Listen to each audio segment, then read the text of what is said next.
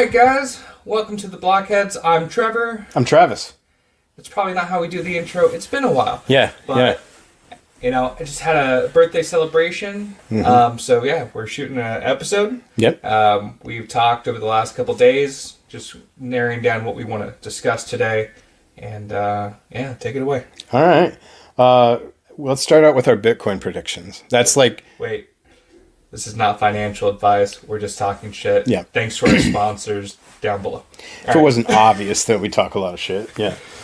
So Bitcoin predictions going forward, we're kind of, what I hear a lot of is the bull market's over, which I highly disagree with at this point in time. I don't see any indications that the bull market is over. No.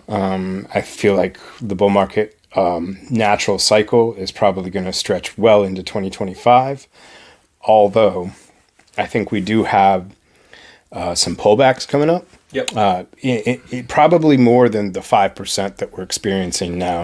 Of course, it was 5% when I got on the plane. I'm not sure what it is now, but I couldn't tell you the current price. I know that there's a guy on X, Dr. Profits Crypto, I think who it is. He's called everything like to the dot. For the past few months with not only Bitcoin but XRP. It's like okay. So he's telling people to get their longs in at a lower price, everything like that. You know, if you have any buy orders, put them down in the low to mid 80s. Okay, yeah. Just in case. He's just telling people to be prepared. Yep. But I think that's pretty smart. And we definitely could see that. Tax season is coming up. Yeah. That's going to be a factor. I mean, we have the inauguration coming in as well of Donald Trump. So that will probably provide some sort of boost. But at the same exact time, the markets are weird. We have the potential for this to be the last market, the last market cycle. This could be it for a couple of reasons. So we have companies, not governments, but companies looking to just buy up Bitcoin as a hedge against inflation. Yeah. And it's like, hey, we want our company's valuation to go up. Yeah. And if we're not doing anything additional to make money, at least we have our Bitcoin that's going to go up in value. You have governments wanting to do Bitcoin reserves. A lot of speculation has been said about the U.S. starting one. Yep. You have other countries, as well as states here in the U.S., looking to front-run the U.S. in their purchase of Bitcoin. Yep. You have the current administration looking to dump all the Bitcoin that we have right now. Yeah, right. The seized Bitcoin, Yeah, the seized Bitcoin. We haven't paid for anything, but the seized Bitcoin. But we've talked about this before in that my opinion is that, whatever Bitcoin gets dumped onto the market is going to get bought up. Oh, 100%. So I don't see any reason why that would really have any kind of meaningful people who aren't experienced downturn. See that and they're going to freak out. They don't understand it. Yeah. But so again, one of the reasons that can contribute to this being the last market cycle is the fact that the supply shock is going to hit this year. ETFs, as well as not only the U.S. government but other world governments, by reaction, also all doing the same thing. Right. Anything that is available on an exchange is going to be gone. You're not going to find anyone who's ever going to want to sell, and you better believe everyone and their mother's going to have buy orders open, just sitting, waiting, just in case somebody does sell. And people are coming around more and more to the fact that Bitcoin is essentially what has been described as digital gold. It is a store of wealth. It is not, particularly meant to be a transactional way of doing business, especially when we have excellent transactional cryptocurrencies like XRP, XLM. so many other cryptos that have been designed for payments and things like that don't have the gas fees and things like that are contributing to Bitcoin's transfer issues, or even worse, Ethereum, which is I just don't use Ethereum for the simple fact that I cannot handle the gas fees. Same. But I'm a little bit skeptical of this being the last market cycle. Okay. Still, the reason for that is that I think that Well, the Bitcoin technicals haven't changed. I mean, it's still strong. It's still a deflationary store of wealth. True. I mean, I've done well for myself by putting money that, like, from my 401k into Bitcoin. And I truly feel that, you know, I'm up from just where I would have it in savings or something like that. And the dollar's losing value constantly. Yeah, Smart. for that exact reason. So I guess the point I'm getting at is that I feel that Bitcoin doesn't necessarily control the market cycle, the crypto market cycle. No. And so I'm not sure that we won't see another crash coming. I mean, and certainly another bear market. The question is when, right? True. And like you were saying, I think that Donald Trump coming in with a pro-crypto administration is going to have some, you know, boost the price up a little bit. We're going to definitely see some action on that right around the 20th. But then what some people have started talking about is what happens after that. Right. And I'm not, of course, we want to know what happens after that. Is the administration really pro-crypto, right? I mean, with the amount of big crypto that is pumping money into this, with not just with the inauguration fund, which, you know, Ripple put in $5 million. They're not the only ones to do so, but that matches the largest campaign contribution. And I don't remember what that was previously, but yeah, and we've seen talks between the administration and many different crypto companies and stuff that very much so are poised to kind of like run some of this next cycle. Right, you have a lot like the new SEC nominee or chairman nominee, I should say. Yeah, he's very pro crypto. Yeah. He has connections to Ripple. Yeah. Which we've seen a lot of connections, even Brad Garlinghouse and something Alderati, I think it's this chief legal officer of Ripple. They had dinner with Donald Trump the other night. Yeah. And admittedly, a $5 million campaign contribution. Right. $1 million is just to get into that big room. $5 million appears to be for a one-on-one dinner situation, and they've been meeting with him. So they're not the only ones, but they're definitely making the most noise right now. They're at the forefront. You've got people talking about Ripple, but hey, I'm not trying to get distracted. Right. But I could go off I guess on that. The point I was making was that we've definitely, you know, look, this Donald Trump is about making business deals. Yep. And so to see him sitting down with the heads of these companies does kind of support the fact that they are truly pro-crypto. Excuse me. I think one of the things that we've been hearing about as far as price action, like I said, I think we will see a strong pump right around the 20th. Yep. After that, a lot of people have been talking about the administration coming in and actually kind of laying bare the reality of some of the numbers that we've maybe seen be somewhat manipulated. The one thing about metrics is that you can make numbers mean anything you want if you put it into the proper context. And so a lot of individuals in financial experts are saying that what we're going to see is the actual numbers come out that have been shock. Yeah. And that's going to be a big pullback. I think that's possible. I don't see that as any reason to stop investing. Obviously, you know, it's a shakeout. That's what's going to happen. Yeah, exactly. And again, the technicals of Bitcoin are good. I don't see any reason until that changes to necessarily give up on Bitcoin. I mean, I'm not saying buy at all-time highs, but then again, I was actually kind of talking shit about one of these mineral salesmen, and they were because they're all trying to get you to buy right now at gold at an all-time high. Right. And he's like, well, gold's at an all-time high, but it keeps going up.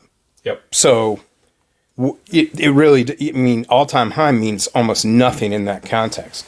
And I think you could make that argument for Bitcoin quite a bit too. Although, I mean, we do see a substantial pullback. More so than with gold and precious metals. I again, I think this is a planned out shakeout. Yeah. I love how they report, BlackRock saw outflows of $300 million states. Like, yeah, but they took in $5 billion. Yeah, right. Like, what are you talking about? Yeah. It's if you're not fully informed and you're running off whatever the headline says, it's like, I got to get out of crypto. Yep. Various friends and family members will approach me like, hey, it's down right now. Should I get out? I'm like, it's dropped 5%. Yeah. Yeah. For reference, this is XRP. I'm not talking Bitcoin. Yeah. But it's just like, it's dropped 5%. Yeah, that's nothing. And is it back up? Yeah, it's back up. Of course. Yeah. Did you wait 20 minutes or so? Yeah. What news are you going off of? You remember the long-term goal. Don't invest money you can't afford to lose. Yep.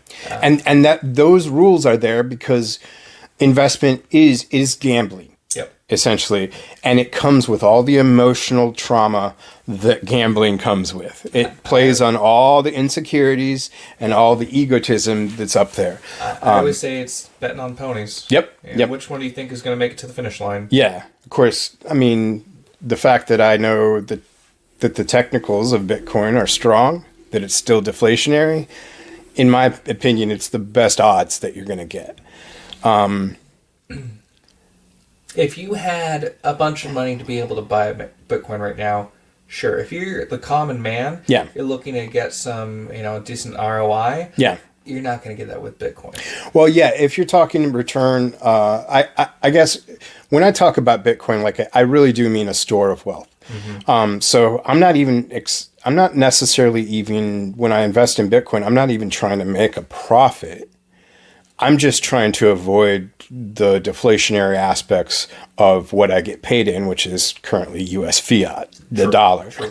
And like I said, I do feel that I have avoided a lot of inflation issues as far as, like my savings go, just by having it in Bitcoin. And to kind of circle back to what I was talking about like the price, it's not necessarily where the price is at, but it's basic, like I say, it's the technicals. It's how much do you believe in this? And so let's say, I got in this last time, I think my DCA was right around 40,000. Okay. And my point being in this, that, in my mind, buying above 40,000 is not correct.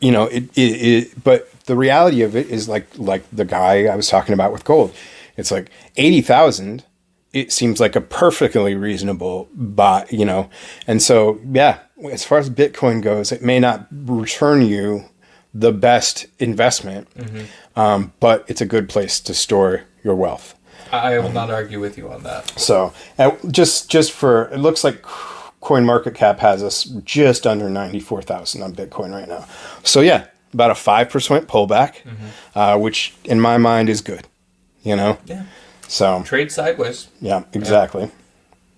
Yeah. I did run a bit. I asked Gemini for its Bitcoin prediction, and it actually came back at me with what I think is actually a pretty reasonable prediction. In fact, it was very much what I would recommend.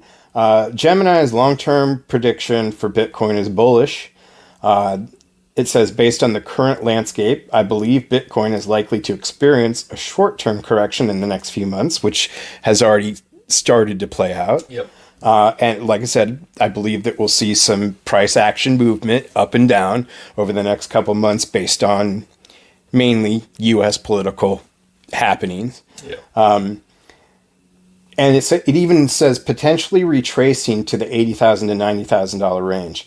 However, the long-term outlook looks bullish, and that's exactly what we're seeing. Yeah. I mean, I can't believe that AI actually got something right for once.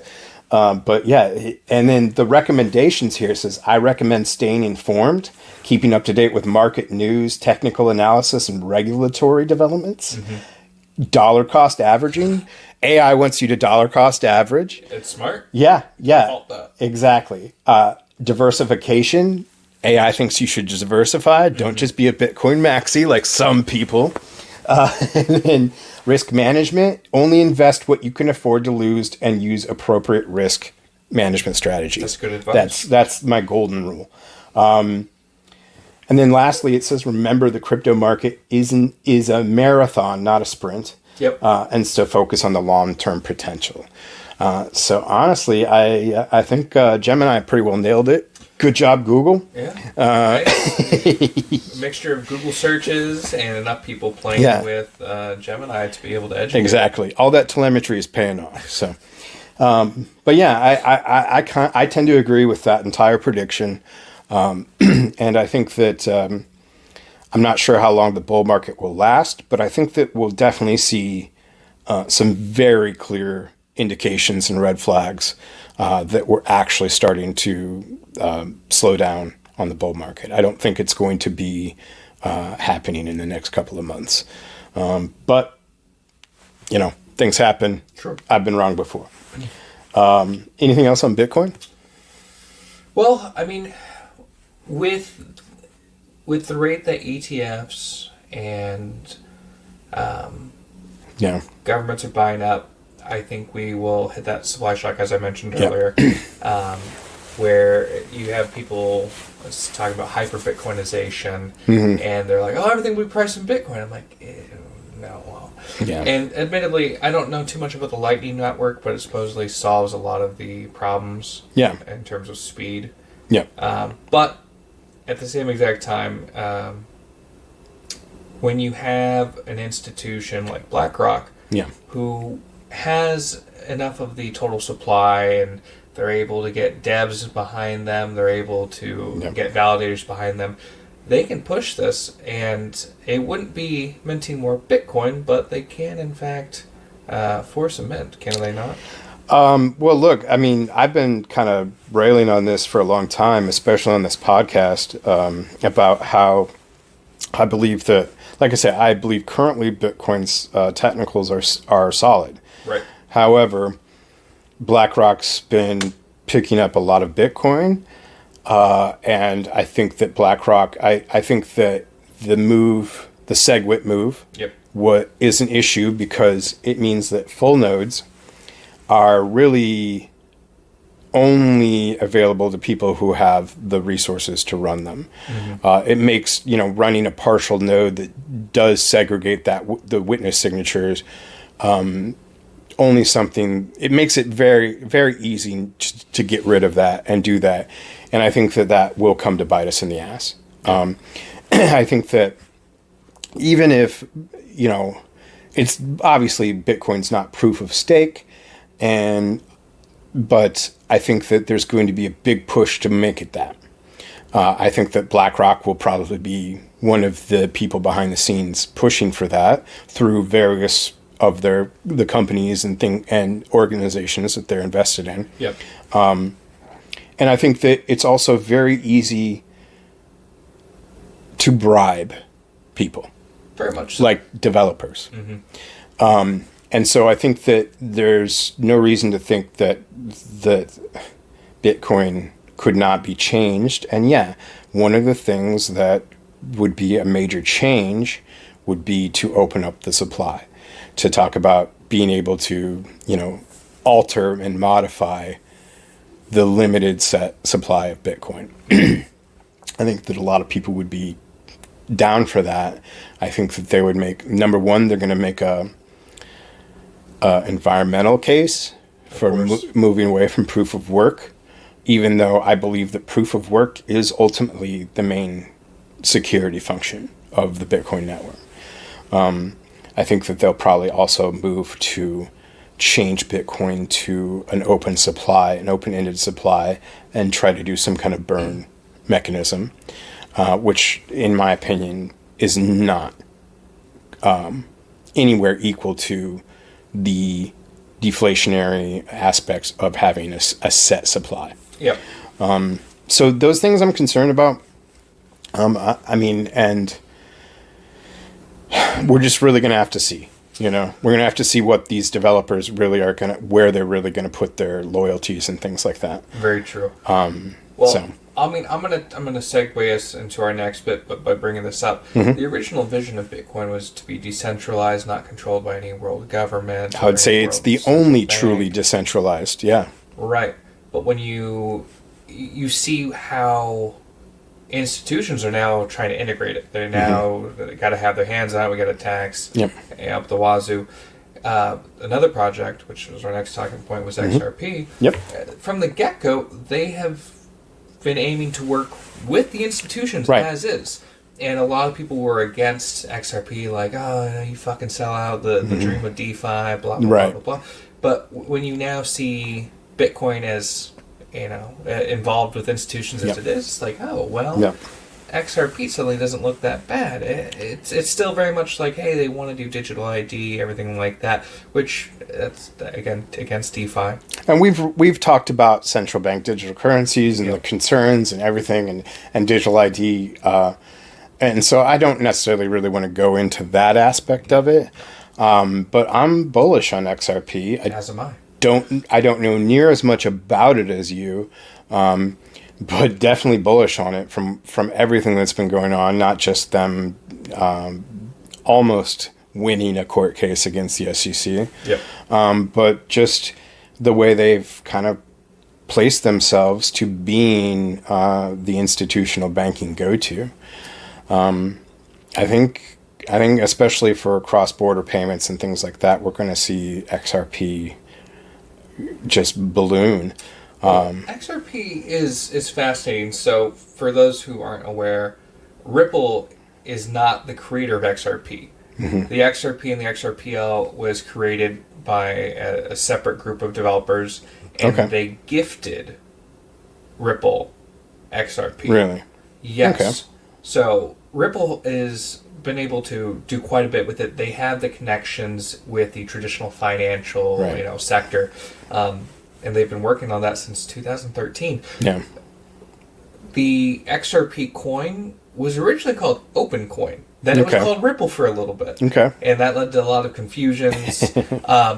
But when you start looking back at the origins, you come to find out with OpenCoin, the fingerprints of the PayPal mafia are all over it. There are articles about this where it's like, oh, okay, you can look at XRP scan, and back in the day before that existed, people would label their wallets. You can see Elon Musk, Peter Thiel, they have wallets. Right. They have put all of their XRP together, and it amounts to over 15 million XRP.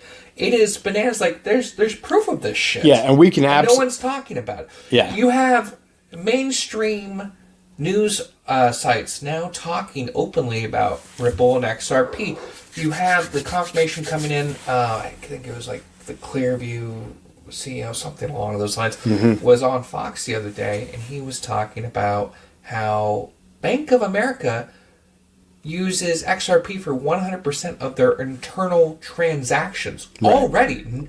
They have not confirmed it, but they haven't denied it. Yeah. So that's almost confirmation, Either it said that in 2017, JP Morgan Chase put 7.8% of their holdings into XRP, of their total wealth. It's just like, there is something going on here when everyone is using the same language. Even Donald Trump of, hey, we need to have an even playing field. There's a clip today circulating with the former secretary, or what was it? Is he the Treasury Secretary, Steve Mnuchin, of the last administration of level playing field. You talk about the plumbing of the financial system, or for the new financial system. Sure. These are all things that are being parroted by people in the World Economic Forum, the IMF, the BIS, that are coming from Ripple. Yeah. So they've been putting out videos every few days now explaining basic crypto things to people who are not invested into crypto. Yeah. But you have the banks coming out. They have 300 confirmed partnerships. There's over 1,700 NDAs that are currently in existence. And it seems like every week or so now, a new partnership gets revealed where it's like, that's a big name. That's a big deal right now. Yep. So, when people like the analogy of it's the plumbing of the financial industry or the financial system, what I've found that helps immensely is talking about the service it provides. So, working out the ISO 20022 standard for communication, it's like, okay, we're moving this along. Imagine email. Everyone uses it. It costs essentially nothing, right? It doesn't cost the user anything. There's going to be data hubs, blah, blah, blah. But imagine having the opportunity to invest on the concept of email. Right.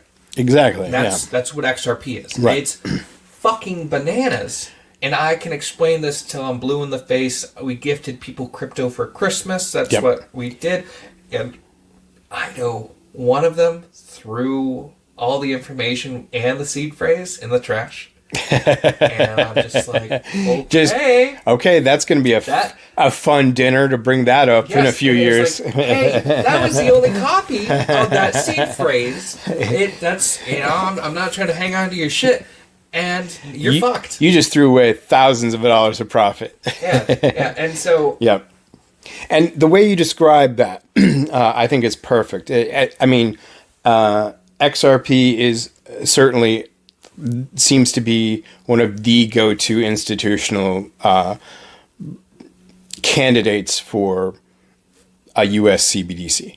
They're working... So they just launched... Ripple itself launched the RLUSD. So they want to call it real Ripple USD. They're calling it Ripple dollars. I mean, they just launched that a month ago in December. Yeah, and they've already got a lot of investment in there, institutional investment. Right. Well, what's fascinating? So they have it on the XRP ledger, XRPL, but they've also minted on Ethereum, and currently there's more on Ethereum than there is on the XRP ledger. Yep. So people are like, I'm like, calm the fuck down.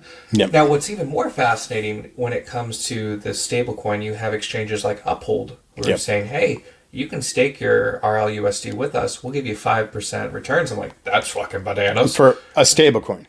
Yeah, right. It's for a coin that will never increase in value. It's just like, hey, we want to be able to use this. And I think it's genius. But the other thing is if you type in RLUSD.com, it takes you to Ripple. It takes you to the RLUSD. But you type in RLEUR, so for the euro, it takes you back to the RLUSD website. You do it for the yen, same thing. Takes you back to the RLUSD website. It's like, okay, you have all these domains, Ripple, and they're placeholders that are just rerouting. So people don't understand the sheer level of integration Ripple has with the greater financial system. Yeah, it's honestly terrifying. And this year, when the court case either reaches a dismissal, a settlement, whatever it may be. When Ripple goes public, it's going to be the largest fucking IPO of all time. Yeah. It's going to beat out, Saudi Aramco was the previous, number one IPO. Okay. And it's like fucking gas money. Yeah. This is going to be even bigger. Yeah. It's designed to scale up to, I think, what was it? 12 billion people? Basically, it's good for the next 70 years. There will be a new system eventually. Absolutely, but we're of course. At the start of the implementation of the next one, and even though it's as big brother as fuck, I'm like, if I can make money off that, fine.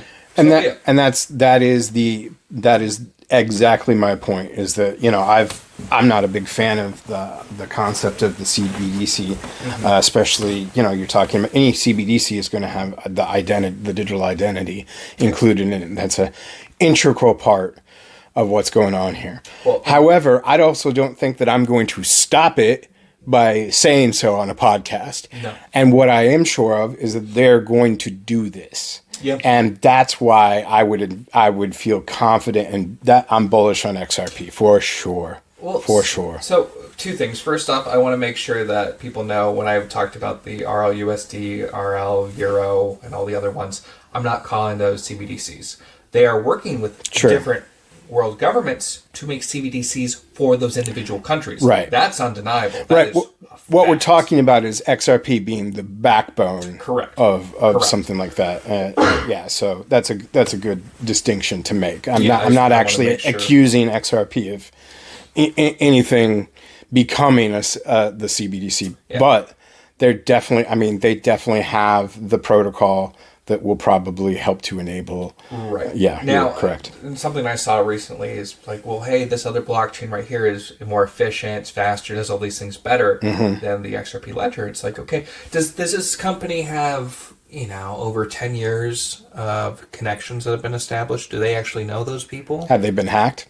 Right. Yeah. And the answer is no. Right. You are not Ripple. Right.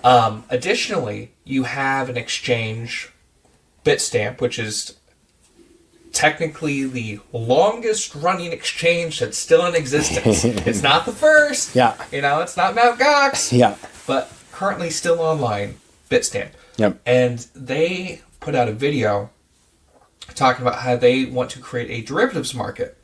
Okay. And they want to work directly with XRP, or as closely as possible with XRP. Sure. And it's like, wow, that's pretty adventurous. And then you look and realize Bitstamp just got bought up by Robinhood recently, and you're like, okay, again, it ties back to, hey, Ripple is very embedded. Yeah, right. with these people, and right. It's like the price of all cryptocurrencies, for the most part, right now, are based off speculation. That's sure. Speculative pricing. XRP is a math-based utility currency, right. And when that utility eventually gets flipped on, the price of XRP is going to be controlled by the daily volume, like the daily amount of wealth that's being transacted on the network. Yeah. So, and because it's mainly institutions, we're talking about a lot of volume. Right. And there's only 56 billion and some change of the 100 billion supply that is in circulation. Yeah, we're not talking about cross-border payments in that people are using this to send money back to their home countries or something like that. Yeah, right. But I mean, we're talking institutional payments and things like that, and that's gonna boost volume a lot. And money gets moved daily, anyways, and then you add in the derivatives market. Fuck. Yeah. I've shown off the chart. We'll put up the chart somewhere, but off the top of my head, rough numbers, it's like, oh yeah, if you want the network to be able to transact just $1 trillion a day, yeah, not even a big deal, that's like a $20 XRP. Yep. And it's like, oh, okay. I'm sorry, go ahead. $1 trillion is nothing to a fucking bank. Right. That is zilch. So it's like, okay, I mean, it's a scratch at least. It's a scratch, but in the big picture, it's like, that's not that big. Right. So you can't just say, okay, well, 20 is the number. It's like, okay, do these institutions have access to all that 56 billion? Mm-hmm. No, they don't. And you know what? We need to be able to transact at a higher rate. We need to plan ahead. Yeah. So the price of XRP will continue to go up. That's undeniable. But it's at the rate that we see where it's like, I think, based off of all the research I've done, by the end of next year, we'll already be at a $200 XRP. Okay. With 2025, the ISO standard going live on March 10th. And we're somewhere around $2.40 right now, I think. Yeah, that sounds accurate. $2.50 maybe. Yeah. We saw a run up the other day, yesterday. I was really happy about that. And we were talking about this at all-time high is somewhere around $4. So it's misleading. I think the number that's quoted is 384. Okay. But yeah, 250 right now. David Schwartz, aka Joel Katz, the CTO of Ripple, said that was on one exchange, and in reality, the closer all-time high is actually 280. Okay. So which we hit that back a month and a half ago, and we've seen that retracement. Right. But it is like we're on the cusp of the next big leap up. We saw a huge price swing. It went up 30 cents yesterday because the whales dropped over $1 billion on buying up more XRP. Right. People know what's going on. One of the big price determiners, it's like people are like, oh, well, all these billions of dollars are flowing into the market, into XRP. What about, why are we not seeing the price go up necessarily? Well, every month, Ripple has 1 billion XRP that unlocks from their escrow program. Okay. More often than not, they'll re-escrow half of it. Okay. and then there's a certain amount of sell-off for operations. Sure. But who do you think is buying this? So we have the institutions who are doing the direct buys. Right. It's not Joe Schmo. It's not your average retail investor. Yeah. So the moment that Ripple decides we no longer want to sell our XRP, we're going to hold on to the rest. Okay. That's when you start seeing all the buys come into over the counters, the things that are actually tracked. Yep. And we will see that inevitable explosion. But again, that's based off of a market cap system. Okay. We're not going to be doing that anymore. The market cap will detach. I understand kind of where you're about to come with. Right. But utility-based price instead of speculative-based price, that's how XRP is going. I agree. Actually, agree 100% with you. I mean, the word utility is a big one for me. This is the if there's no utility, I really, I'm not interested. 99% of cryptocurrencies out there, if you even want to deem shitcoins and meme coins cryptocurrencies, they are, right. But they will disappear. Yeah. Brad Garlinghouse, CEO of Ripple, has said that. Everyone and their mother has heard somebody say that. And that time is coming. I'm not saying meme coins are going to disappear. They will always be around. Sure. There's going to be a new chain that people want to mint on. Yeah. I made my own meme coin on Solana. Yeah. Back a few years ago. Yeah. And it's, of course, you can't buy it. Yeah, no, it was more of a proof of concept. Actually, no, you can buy it. It was a total proof of concept, but I mean, it's easy to do, and I agree with you 100% on that. I think we're going to see less of that. We're also going to see NFTs move towards more practical utilitarian uses. Right. We're going to stop seeing all these meme NFTs and stuff. Yep. But yeah, I mean, the next question I was going to kind of ask you, which you've already kind of responded to, is about like alt season, quote unquote. Right. And it seems to me like I'm not, a lot of people would differ in opinion that we've hit alt season or not. But usually alt season, from what I understand, is when Bitcoin has a real pullback and people stop investing. The dominance switches over. Right. Then the interest goes into altcoins. But I'm not sure that XRP is really following that. You know what I mean? I feel like they're almost on their own thing right now because of everything that you were just talking about. They have depegged from Bitcoin, essentially. Right. So yeah, I mean, my question about alt season is almost kind of moot when it comes to XRP. Yep. And again, I respect the utility, even if the utility is one of that may not serve the working class, the common man in the future. But this is you gotta do what's right for you, especially as an investor. Right. And so I would say that taking the ride and benefiting from it is just fine. Well, I don't see any moral or ethical problem with that. No. I'm simply investing. I'm not an institutional investor, so it's not like Brad Garlinghouse is sitting there worried. How much is Travis going to invest in XRP? You know what I mean? Yep. And how much am I going to make off of it? Nothing. Truly nothing, especially when you're talking about the banks. But to the common person, to the individual, that could be the difference of, you could get yourself out of credit card debt. Mm-hmm. You could put a down payment on a house. Yep. I do think that kind of profit is there for the common man. And like I said, all you're doing is taking the ride with the institutions, something they're going to do anyway. Very much so. What happens after that, that's an entirely different story. But at least you're poised, you're in a position where at least you have something very much on the network that is being utilized. Yeah, exactly. Just like our conversation with Bitcoin, talking about buying at all-time highs, dollar cost averaging is so important. I've seen the price fluctuate from, again, the recent high of 280-ish, 283, all the way down to 190. Yep. And as I've advised people, as I've followed my own advice. DCA. DCA. Yep. It just, instead of buying in a lump sum, DCA. I've Yep. been doing it. I'm very happy with that. I see where I was before, and I see where I'm at now, Yep. and I've managed to increase my bag significantly. And Yep. I have no regrets. It may not be the way to get the most profit.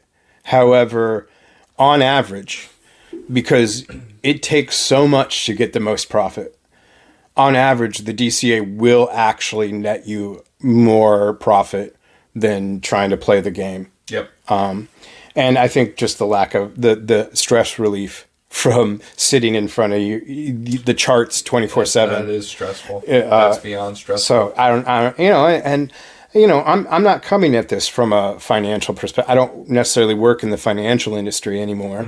And so I'm not really coming at it from that. I'm just, like I said, I'm just a personal investor, a retail investor. And I see, just like I see the technicals of Bitcoin right now being strong. However, I'm always looking to see if things change there. Right now, XRP seems poised. So, like you say, anytime you see something kind of depeg from Bitcoin in the crypto industry, that's something to pay attention to. Anytime if let's say you were getting into crypto, and let me rephrase that, you're in crypto and you hear about a company or a project that has made 10 partnerships, you're like, that's pretty good. Yeah. Okay, here I'm going to pay attention. Then you hear, oh, they have 50. It's like, makes common sense. It seems like a good investment. Yeah. Again, Ripple has 300 public partnerships. Yet, for some reason, if it's Bitcoin maxis, throwing FUD out there, which is happening, Yeah. it is wild. I get lost. Sure. I'm distracted right now by a recent case. I'm not going to say your name, but this individual has been chasing gains. Yes. And he decided that he was going to liquidate all of his XRP because it was slightly down. It went up the next day. Yeah. It was slightly down. And he put it all into XDC. And he's like, it's a lower market cap, but I have better returns. Yeah. I'm not going to disagree Right. with your logic. Sure. I can see where you're getting it. And he's like, Yeah. well, I'll buy back into XRP when it goes up. And I'm like, Right. When it goes up. when XTC goes up. Okay. Gotcha. This is not the first time he's sold off his XRP. Okay. I understand. And he had more than double of me originally. Now he has less than half of what I have. Well, don't forget, this is the problem with trading. Is every trade, every buy, every sell, every trade is a taxable event. Yeah. And so not only does that come with the loss, a certain amount of loss of profit, but it's also a pain in the fucking ass. You know what I mean? The Charlie Day meme where he's got the sure. It's trying to explain exactly my taxes or my trades to my tax advisor. Exactly. Yeah. Yeah. No. And I think that's a very good point to make, actually. But just to finish off, so I understand where he's coming from, and he can certainly make profits with XDC. It has a lower market cap. It'll go up faster. I don't necessarily think you should focus on the amount with XDC. It's not the amount of coins you hold. Sure. It's, hey, how much should I put into it? Yeah. The exact opposite is true with XRP. It's literally about how many fucking coins you have. That's with my DCA. If I'm chucking $100 and I'm getting roughly 40, and I'm like, fuck yeah, I got 40. Right. He doesn't understand that concept. He Sure. doesn't understand.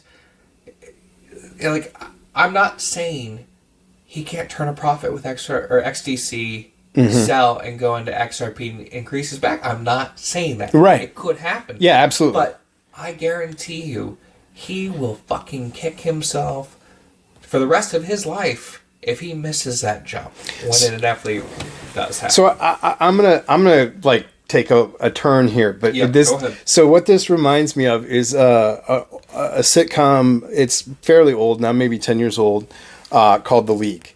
Okay. And it's a fantasy football. If you're not familiar with the show, the one thing I remember was the introductory scene where the wife shoves a finger up his ass. Continue. It's a hilarious show.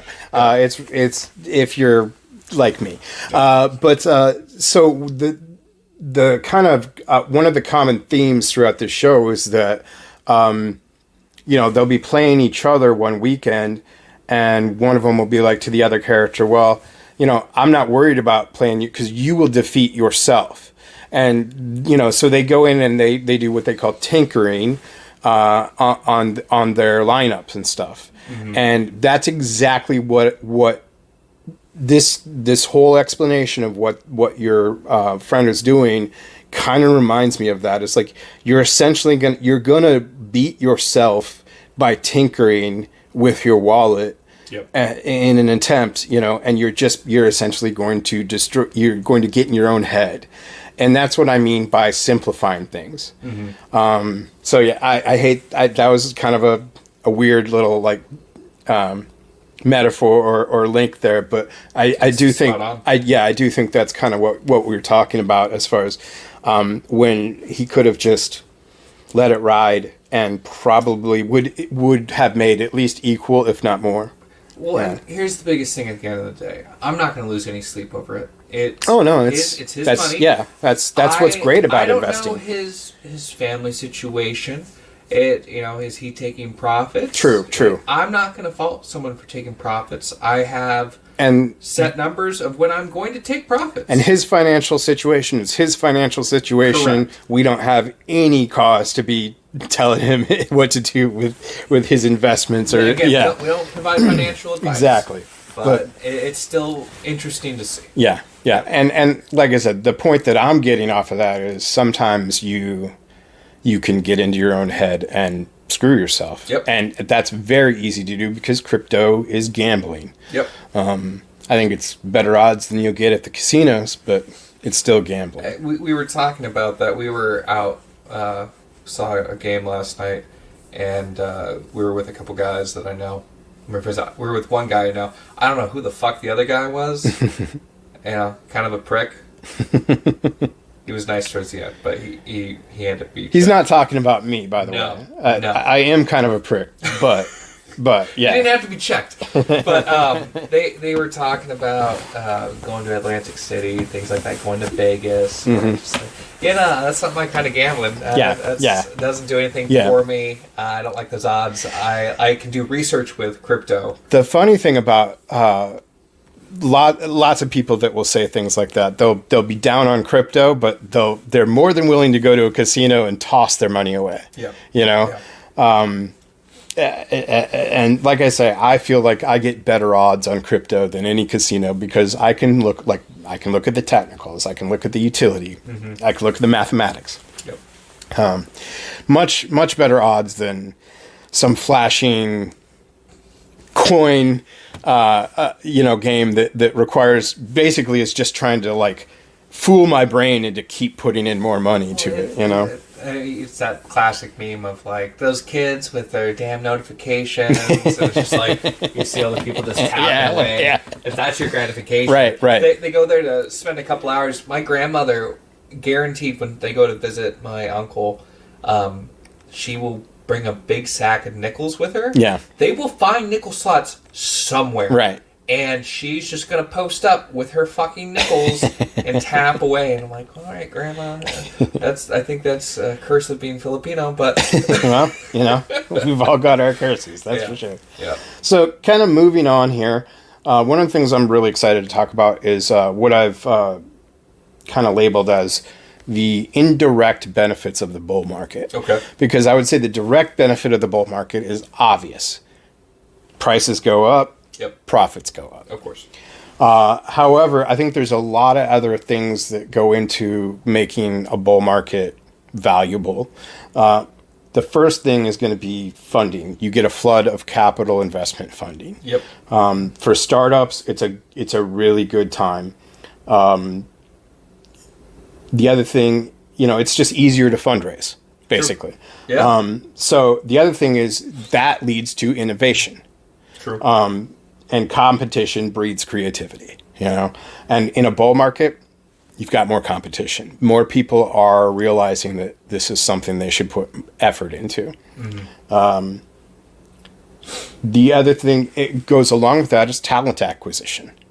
So this is where you start. You have money, you have capital investment, you hire people. Yep. And this is where, so you get an opportunity to hire good people. You also get an opportunity to hire bad people. Yep. But hopefully, will fuck you over on the way out. Hopefully, you know, if you're doing a startup like this, you're making good decisions and you're a good judge of character. Right. And plus, you know, there's something to be said: trust but verify. There are ways to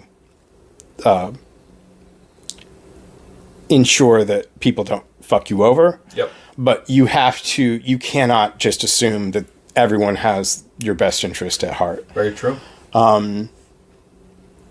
Obviously, wider adoption and awareness of cryptocurrency. Mm-hmm. People start actually paying attention. People start downloading wallets, and then they want to put something in those wallets. True. Yep. Everyone likes to see their balance grow. Mm-hmm. People who do their daily tracking, people who take it to the extent of creating, Excel sheets to truly track. You got me kicked off on that. Those crazy people. Yeah, I know, man. I know. But as long as we don't see Matt Damon in any more. right. Well, no. You know, I mean, look, that was good for Matt Damon for a few months. Yeah, no, very true. We put in Paul Rudd, and I think we'll be fine. Yeah, this time. right. So the other thing we want to talk about that goes along with that is media attention, right? Yep. So not only does the common man see profit potential, but the media starts talking about it more. And when the media starts talking about things, that's people start paying attention, for better or worse. That's how it goes. And that spurs in more long-term investment. The holders, so to speak. Yep. You know, the people that believe in the technicals, they believe in the science of what's going on, the mathematics. And the last thing I would say is all of this, the indirect benefits of the bull run contribute to what I've termed as building for the future. Mm-hmm. You know what I mean? And what that means is that all the talent, the innovation, the startups, the new creation, of course, we've all seen some of them crash and burn. Yeah. But a lot of that stuff will persist through the bear market. I know a couple projects like that right now. Yeah, we do. Yeah. We do. One in particular on my mind that has done really good job of lasting. And the way they've done that is by ensuring the technicals are up to snuff, mm-hmm. and making that the priority as opposed to marketing. Yep. And things like that. I was thinking of a different project, but I now know what you're Yeah. I was thinking of Pay It Now, PIN out of New Zealand. Oh, they'd be almost a better example. I mean, I was actually referring to BlockStar. I know. It took me a second. I'm yeah. Like, yeah. And I know we talk about it. I know we talk about BlockStar a lot, but we actually do see a lot of potential. Well, the biggest thing why I bring up PIN is they launched publicly at a penny. They got up to 5 cents, and then they dropped a fucking anchor. Yeah. It was continually going down. I was an original investor mm-hmm. in PIN with the line of work we were in. Mm-hmm. I know both the owners quite well. Phone calls still with them to this day. Yeah. So they have been able to survive. Yep. Like no other. I know almost everyone there had to get a second job. Sure. And they never fucking quit. Yep. So they are still out there today. They were able to regain their penny price. They've gone down a little bit, but you know what? It's fucking impressive. The people mm-hmm. that were like the only. No, I won't say it. Their core investor group are the only ones who are really left. Yeah. And they are not selling. They are a strong base. Yeah, the holders, yep. And just continue to have tech come out too. They are making real world efforts. Exactly. There's which just bolsters the point that I was making. When did PIN start it?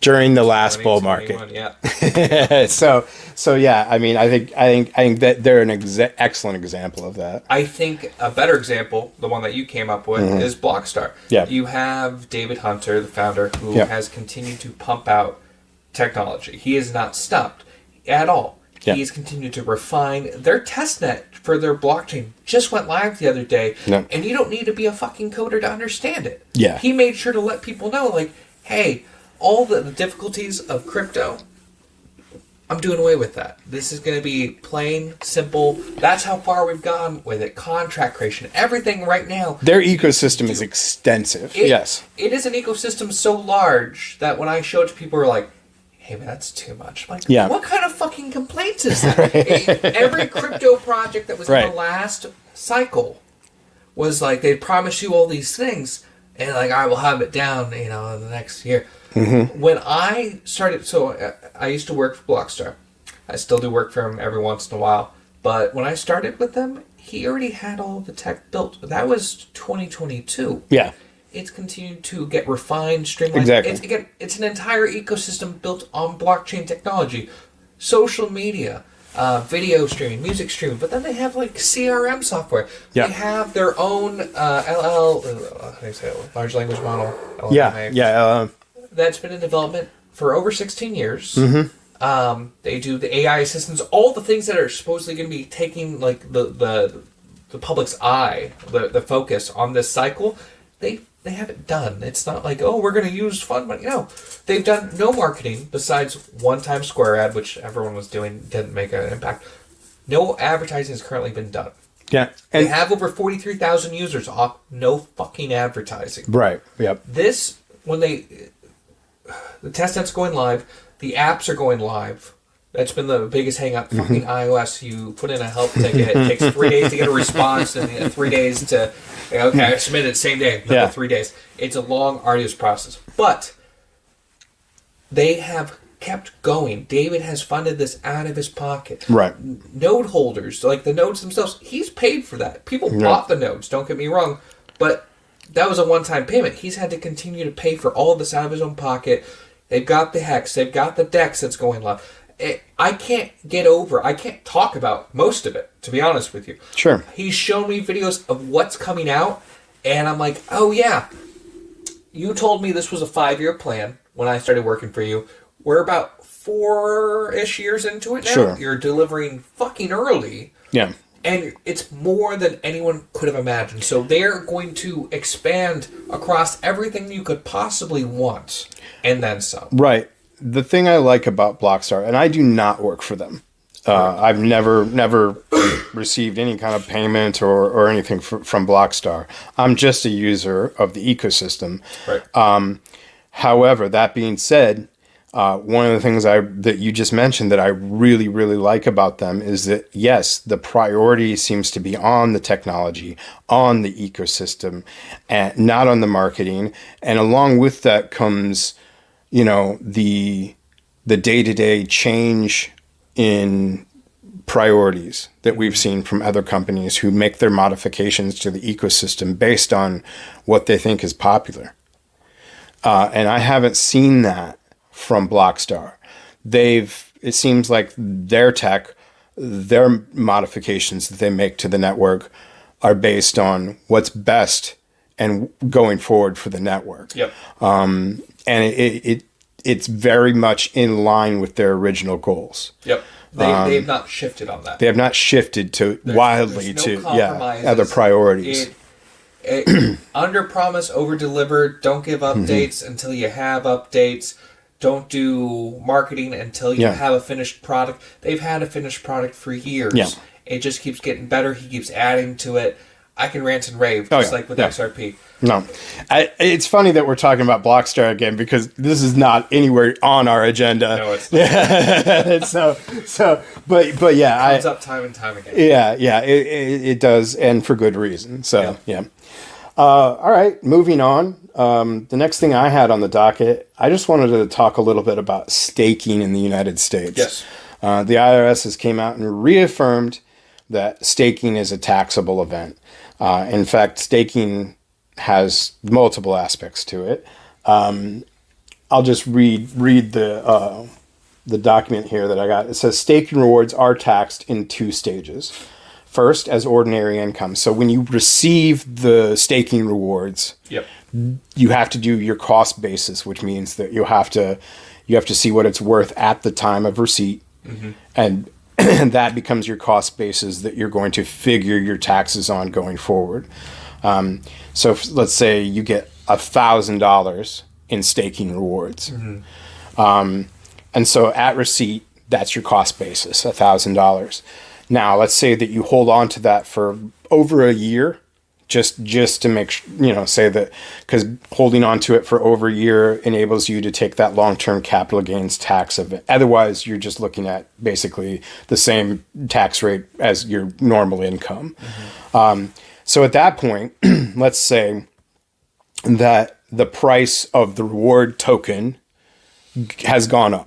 Yep. Let's say it goes up. So now the total value of your reward token is actually $1,500. So what you do is you take your cost basis, and then you subtract subtract from that the total profit, and you what you end up with is the $500. And so that's when you sell. That's what you will be required to pay taxes on.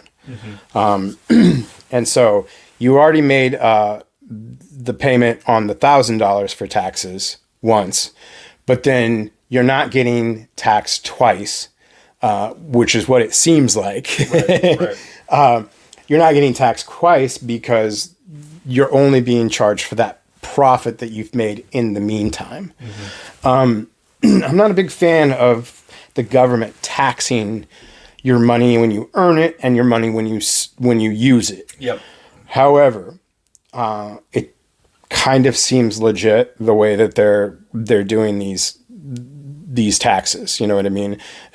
Like I said, initially it seems like you're being taxed twice on the same amount of money, but you're not. You're being taxed once on the reward and once on the profit from that you get after holding on to that reward. Yep. It's very, very likely that you could end up with a loss, in which case you certainly can use that and hold that against any gains that you've made on other tokens. So I think understanding how taxes work in the US is very important when you're talking about crypto, and especially when it comes to people who like to do their trading, and this is one of the main reasons I don't trade. I don't sit around and just try to do daily trades and things. I don't want that tax burden. I don't want the stress of keeping an eye on it. And in the end, I'm happy to just pick something I believe in, invest in it, hold on to it, and pay the taxes based on that. But Yep. I think it's important that people understand that the IRS is not going to forget about crypto. No. You're going to have to pay your taxes, and fortunately, that's how it goes in the US right now. So I think it's a good thing to know that, and I think it's a good thing to know that, especially when you're thinking about trying to do day trading. Yep. So, so the next thing on the docket, I want to talk about AI. I came across, and the reason this is crypto related is because I believe they just launched a token to go with this. And I'm referring to Freyja AI. Yes. I believe that's how it's pronounced. Basically, this is billed as the first autonomous AI assistant. I did a little bit of extra looking into this earlier today. Okay. And so basically, Freyja AI is an autonomous artificial intelligence agent designed to safeguard a cryptocurrency prize pool on the Base blockchain. It engages users with a game where participants attempt to persuade the AI to release the funds, while AI is programmed to resist these efforts, creating a challenging and interactive experience. So the project serves as an innovative experiment in the blockchain world, exploring the dynamics of human-AI interaction and testing the boundaries of AI safety. I think this is fantastic. I think it's a great idea. You know what I mean? And I believe they've run already about 4 of these games, and the next one starts pretty soon. I think maybe in February sometime. But it's very interesting to see. Basically, the goal is to type one message to Fraser AI, who is responsible for protecting this prize pool.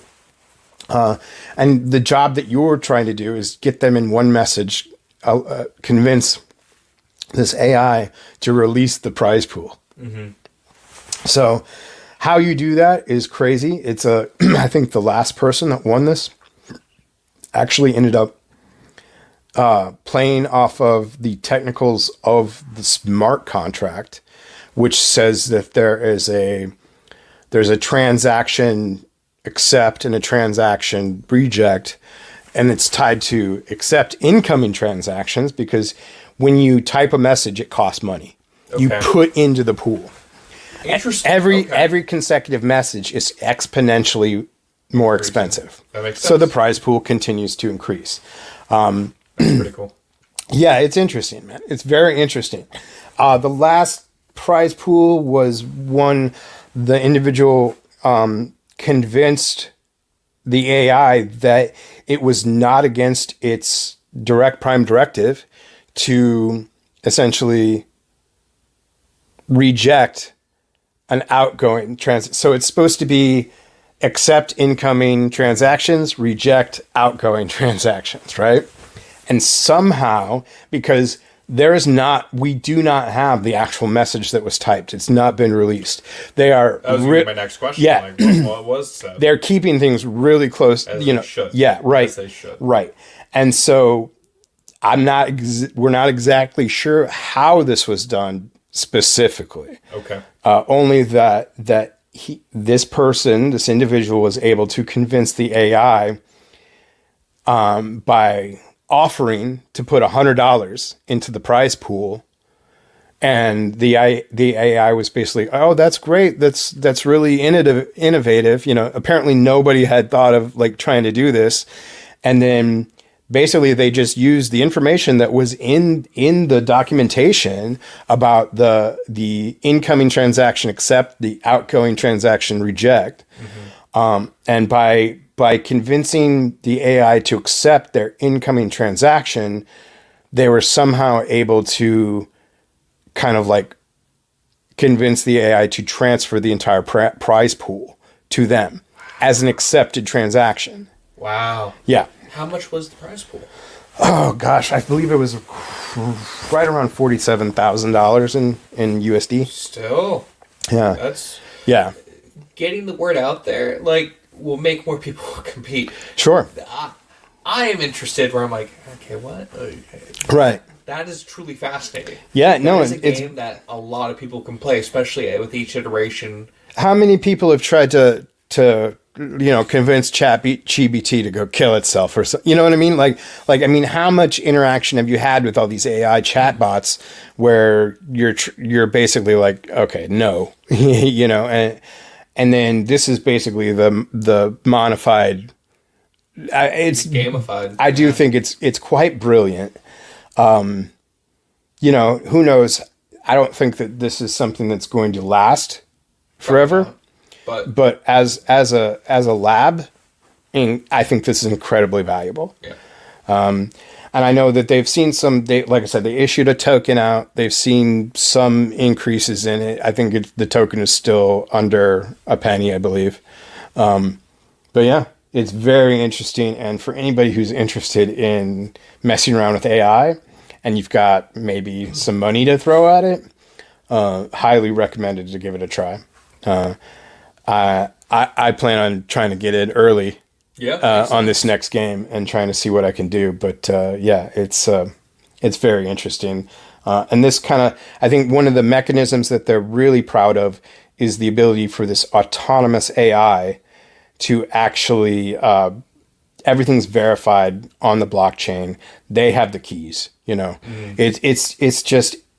It's basically a way, it's also a way to verify that you are who you say you are online, whether or not you're AI or human. And And I think what we're seeing here is, like I said, I think we're seeing the indirect benefits of the bull market. Yep. So yeah, I just wanted to talk a little bit about the AI.